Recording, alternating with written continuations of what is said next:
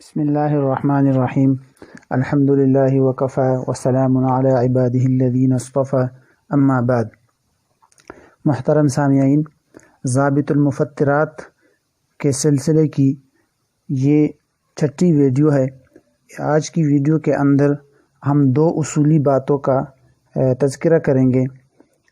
پہلا اصول یہ ہے کہ روزہ کب ٹوٹتا ہے، روزہ ٹوٹنے کا اصول کیا ہے یا ضابطہ کیا ہے، اور دوسرا اصول یا ضابطہ روزے کے مکروہ ہونے سے متعلق ہے کہ روزہ کے کب مکروہ ہوتا ہے، اس کا ایک ضابطہ اور ایک اصول ذکر کریں گے۔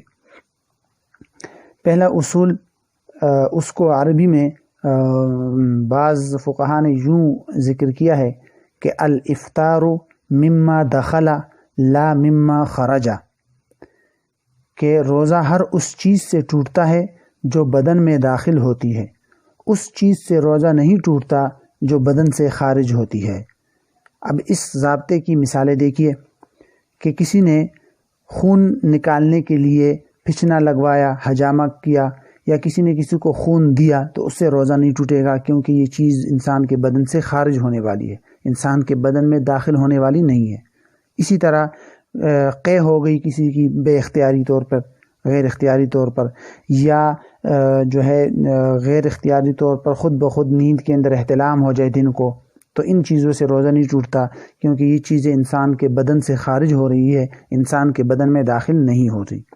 لیکن اس ضابطے سے تین چیزیں خارج اور مستثنیٰ ہے کہ وہ چیزیں انسان کے بدن سے خارج ہو رہی ہے لیکن اس کے باوجود ان چیزوں سے روزہ ٹوٹ رہا ہے۔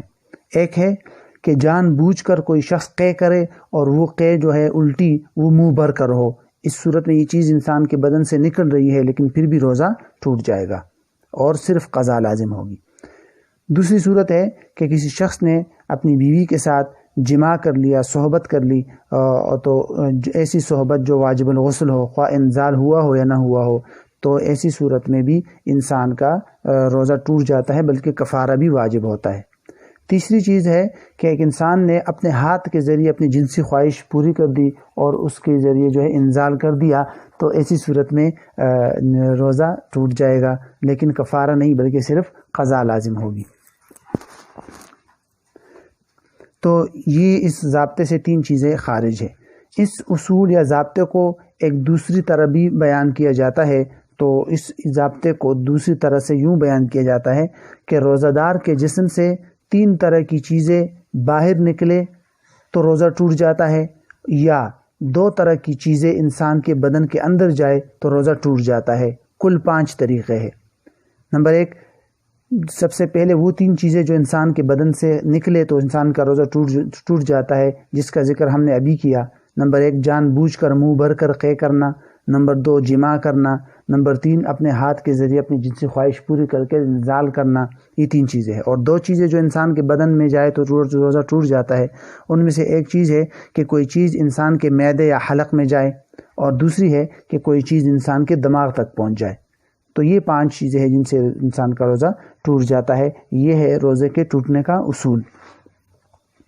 دوسرا ضابطہ یا دوسرا اصول کہ روزہ کب مکروہ ہوتا ہے، اس سلسلے میں فقہا نے جو مسائل ذکر کیے ہیں ان کو سامنے رکھ کر یہ ضابطہ سمجھ آتا ہے کہ ہر ایسی چیز یا ہر ایسا فعل اور کام جو براہ راست خود تو مفطرات میں سے نہیں ہے، یعنی براہ راست اسی چیز سے، اسی عمل سے تو روزہ نہیں ٹوٹتا، لیکن وہ چیز یا وہ عمل روزہ توڑنے کا سبب اور ذریعہ بن سکتا ہے، تو اسے بھی فقہاء کرام نے مکروہ لکھا ہے۔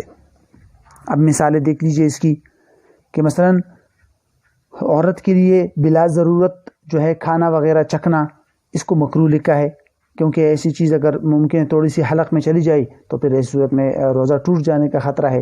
ہاں اگر سخت ضرورت ہو تو ایسی صورت میں پھر مکروہ نہیں ہے۔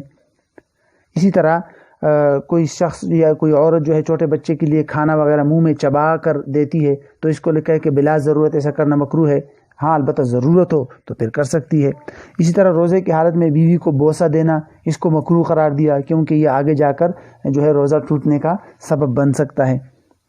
اسی طرح جو ہمارے علماء کرام نے ٹوتھ پیسٹ وغیرہ کو منع کیا ہے روزے کی حالت میں، تو مکروہ لکھا ہے۔ اس کی بھی وجہ یہ ہے کہ ٹوتھ پیسٹ کے اعضاء جو ہے کچھ جواہر وغیرہ جو ہے کچھ نہ کچھ چیزیں انسان کے حلق تک جا سکتی ہے، تو اس لیے ان تمام صورتوں کو دیکھے تو مطلب ہر وہ چیز جو روزہ توڑنے کا سبب بن سکتی ہے تو اسے بھی فقہاء کرام نے مکروہ تنزیہی لکھا ہے۔